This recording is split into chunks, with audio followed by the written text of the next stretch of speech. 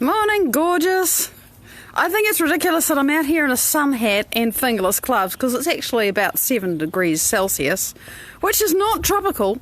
But the thing is, there's very bright sun, and if I don't have the sun hat, I can't see. So here we are outside.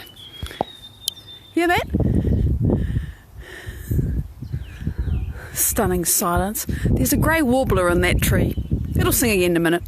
Meanwhile, there's the sun, and before we get to the magnolia, which is clearly the star of the show, we have, complete with beautiful sunstrike, we have little snowflakes still, which I really love, and we have these tall and elegant antique daffodils. They're not jonquils, even though they look like jonquils, they are daffodils.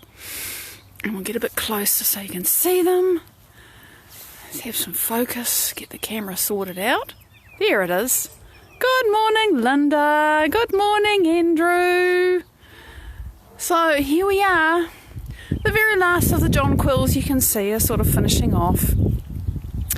But the early cheer are a bit later, so they're still sort of going. There they are.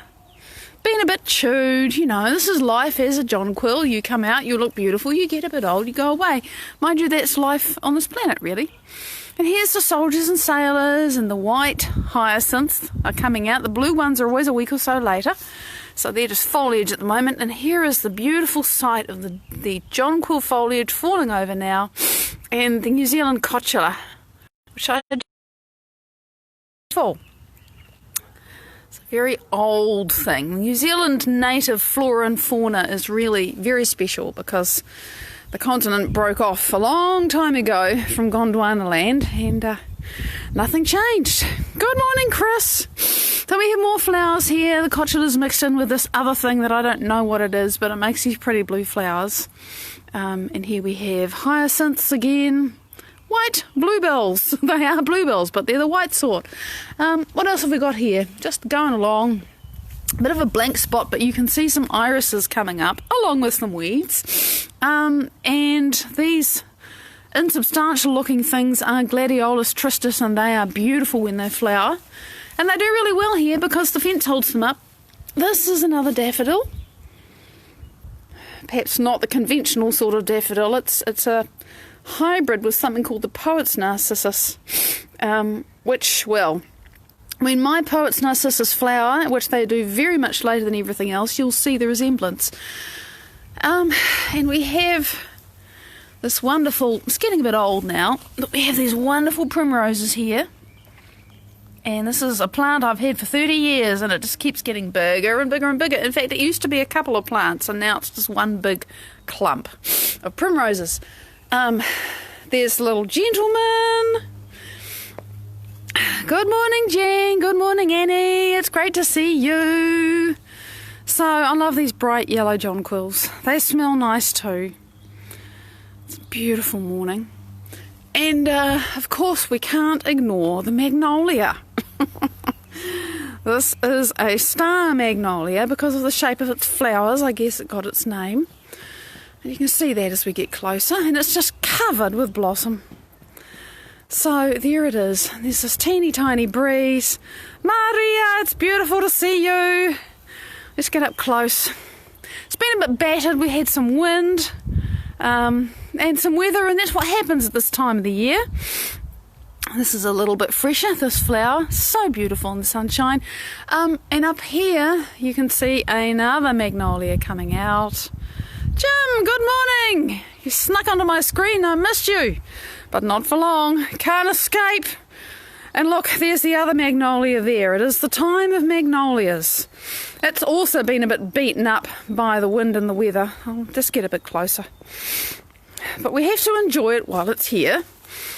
Happens every year for a little while, and then it goes away and makes leaves, and the leaves are beautiful too.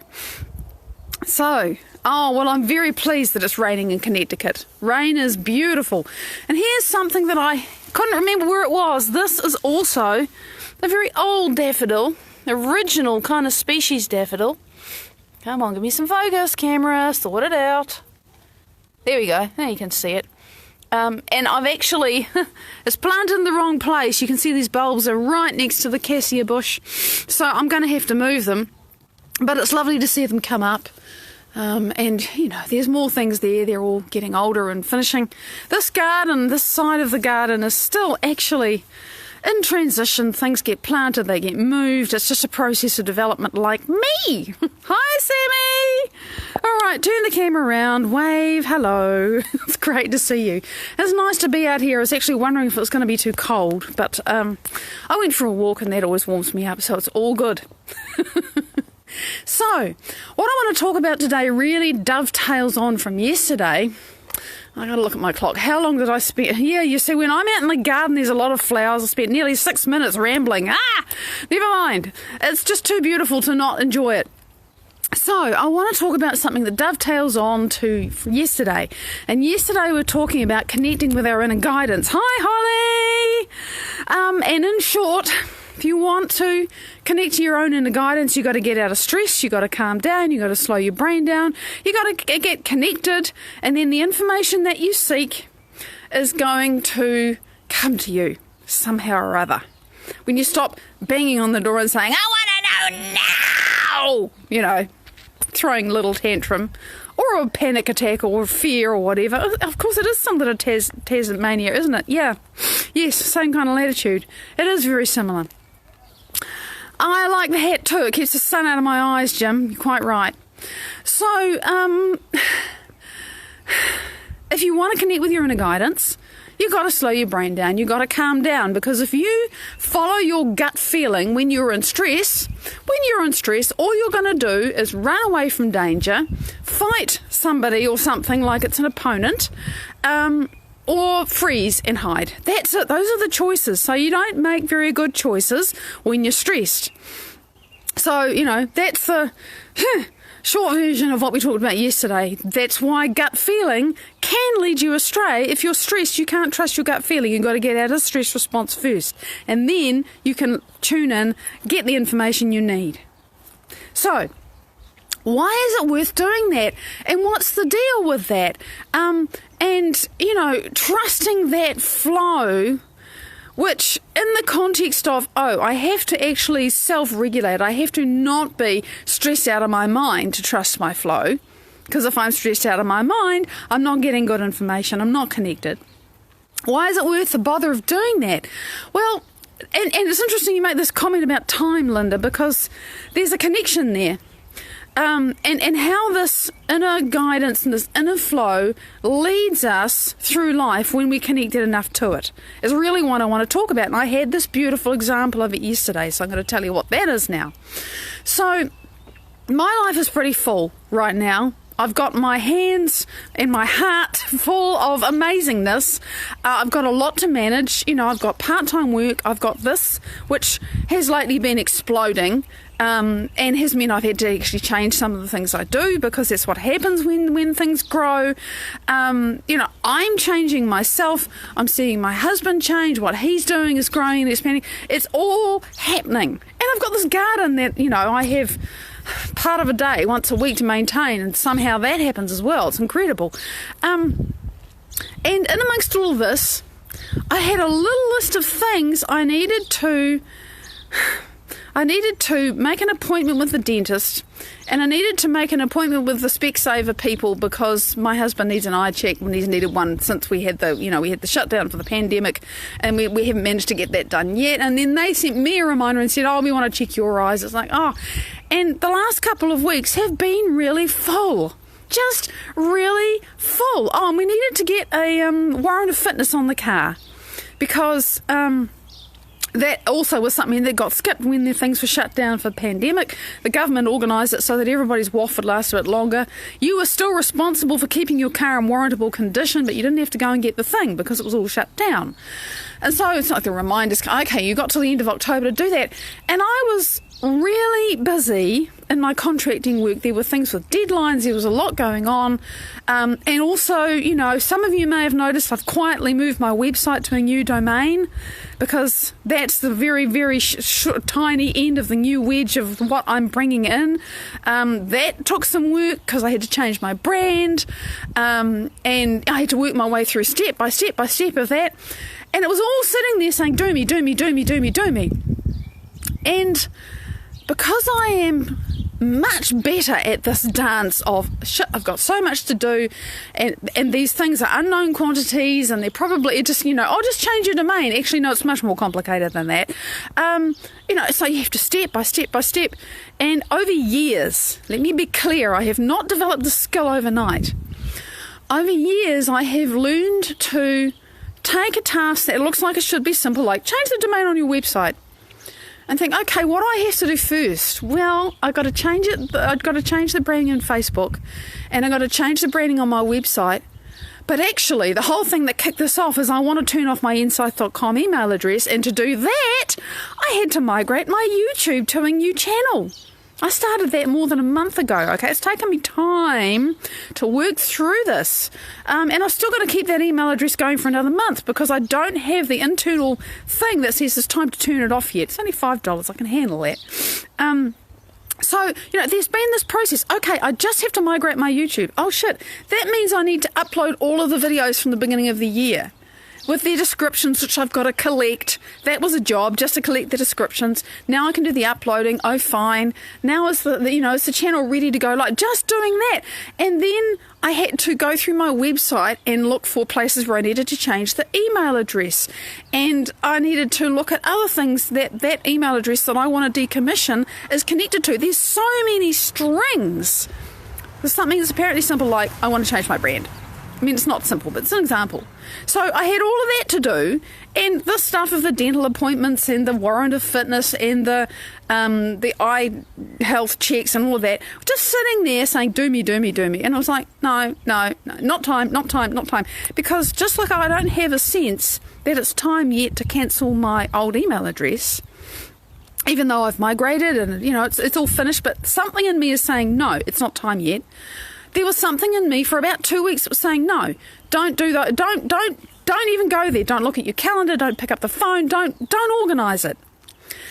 Yesterday was actually the day that I got or was it the day before? I got the reminder from the dentist called and said, oh, look, we need to reschedule an appointment that you already have, which I had put on my phone and completely forgotten about. I was like, oh, my God, yeah, I've got an appointment next week. Oh, so in a small slot in time, because yesterday was amazingly full. Yesterday was really full, right? There was not much space on yesterday at all. It was an amazing day. Oh, my God. But in a small slot in time, I thought, right, I'll call the dentist. Rang them up, had to shift the day, and then was able to put the hygienist appointment that I had to move with the dental appointment one after the other, because going into town, it disrupts my day, it takes time, you know, all of that, opportunity cost. So I got that done. And then I called the Specsavers people and said, oh, when can we do this? And just did it. And it fitted. And then there was this, I skipped a step. My husband has a chiropractic appointment today, in fact, which I have to drive him to. See, it's all more complicated because he can't drive himself yet. He's still recovering. His foot's still recovering from the injury. So everything he has to attend is a dent in my day, because my day's really full. So it was like, how am I going to dovetail all this nicely? But the feeling was, okay, well, ring up the Specsavers people and see whether you can put the appointments after the chiropractic. Now, that didn't work, but we picked another time that in retrospect I realised was perfect. And then I realised, hang on a minute, I've got this appointment in town, which I can't even right now remember what it is. Oh, yeah, I've got my 2-monthly treat for myself as a facial thing. And that's right next to where the Warrant of Fitness place is. So I can drive us both to the Warrant of Fitness place, leave it there with my husband to look after that thing. I can go and have my facial, come back, get the car, go home. Minimum time lost. And I simply couldn't put that together 2 weeks ago. But yesterday, when I was in flow and I had this internal thing that said, right, do this now, do this now, do this now, do this now, exactly like I was saying the day before. Just do it, now it's time. It all just like dominoes.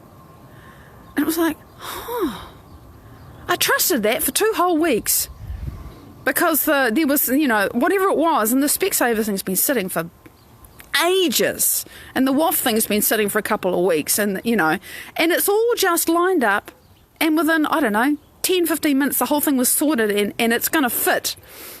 Because I can only put so many things into my week before it explodes, something has to give.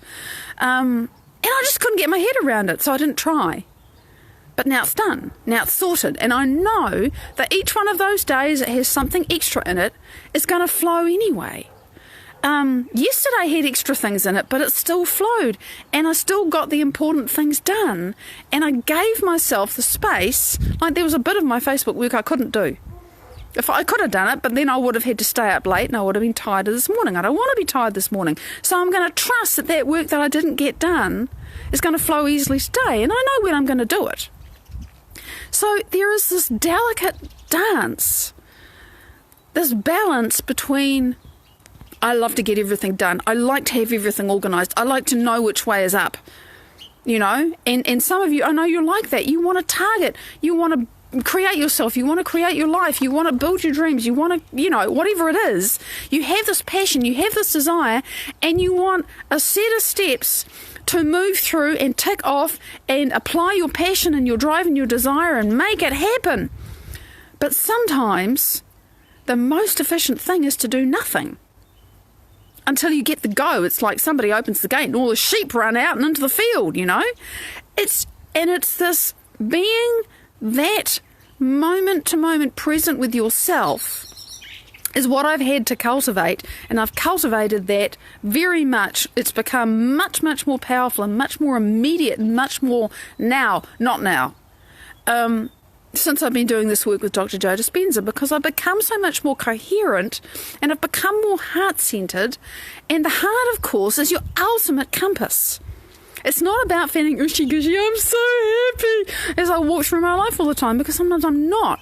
But when I can get heart-centered and when I keep my brain relatively coherent, which I manage a lot of the time, I'm connected to information. And I just get the sense inside me. And sometimes I really have to stop and think about it. Sometimes I really have to, whoa, hang on, wow, you don't just jump off a cliff without a parachute. You think about it. There is a balance between the brain and the heart. There is a balance between determined and consistent and persistent action and desire and surrendering and letting go. I've had situations in my life where it just didn't matter what I did. Nothing was working. It just wasn't happening. And I have learned to walk away. I have learned to let it go. I've learned to give it up to a greater mind and keep creating the reality that I desire inside me. And that's the 1 foot in 5D. I finally remembered the last piece I wanted to talk about. See, the 3D is what do I do now? What's today? Oh, right now, I can't do anything about that. Okay, I'm going to let it go. But I'm going to keep continuing walking and thinking and talking and being as much as I know how to, as much as I've practiced and rehearsed in my meditation time, but however you do it. I'm going to continue to be that person that I want to be, even though my three-dimensional circumstances haven't caught up with who I'm being yet. I am imagining and creating and rehearsing and becoming somebody who's really different to who you see speaking to you right now. But you can feel it. There are those of you say, how did you become this amazing person? I feel so much love. I feel so much whatever it is you feel. I had to practice that. It didn't just happen. I created it inside myself. And it's like putting on a new skin every morning. Every morning, the me that I create and become and move into is just a little bit more like that vision, creation, embodiment of myself that I practice in my future with the foot that's in 5D, the foot that says, hey, it's all done. It's amazing. I thought I loved my life now. I'm so full. I'm so overwhelmingly full. I have so much to give, and I can do it. And I'm seeing impact, and I'm seeing change in so many people's lives, and it fills my cup, and it just overflows even more, you know. And I'm healthy, and I'm wealthy, and I give so much away, and I create so much. And, you know, I have help around the house, and my house is renovated and upgraded, and all of that. I revisited that this morning. I walked through the upgraded house again. Oh, yeah, I've forgotten about this. I have to remember this more often. It feels so good to be here. This amazing space. It's lovely now. You wait. You see, I'm inhabiting that person in my felt experience, in my embodied experience, because that's an energy, that's a state of being. That's how I'm thinking and feeling. My house still needs at least $100,000 spent on it, which I don't have, you know. But I no longer feel like when I say that, because I know it's happening. I know it. I would love to go to one of Joe's advanced workshops. Now there's one in London that but it would cost me $15,000 or $20,000 for the two of us to go to that. I don't have that money. Do I feel in lack about it? No. I know it's coming. I just don't feel lack anymore because I'm not that lackful person. However, in my life, I still have all the same challenges. And I didn't become this person who was so excited about how my future is. Hello, good morning. Is, not will be, is. I didn't do that overnight. But all of that passion and desire and determination and consistency that I know so many of you are applying and developing and being in your lives, you can turn all of that inward into creating who you want to be. And then, you catch yourself during the day think, oh my God, I've gone back into lack. I've gone back into frustration. I've gone back into don't have itness. I've gone back into can'tness. And instead of thinking, oh, you idiot, you failure, you can't do it, it's not happening, you think, hang on a minute, that's not who I'm choosing to be. Who was I wanting to be again? How did it feel this morning when I was there and it felt really good? And just the act of making the choice to remember something different, why can't you remember your future instead of always remembering your past? Why can't you be inspired by what you create inside yourself and understand that draws the future to you? Because it does. It's quantum law. There's too many people have done it for it not to be true. If it's repeatable, it's a law. And I've seen it enough now that I know it works. So yeah, there's a piece of me that's on fire with this because I got a life to create and I'm doing it and it works. So that's what I wanted to say. It's this moment-to-moment flow of trusting it enough to let it go. When something's not flowing, there's a reason. When you get a delay, when it says, no, it's not happening, trust that. And keep being who you want to be anyway, independent of what appears to be a delay. Because it's not a delay, it's perfect timing. I can't tell you how much I know that now. Big love. I'll see you tomorrow.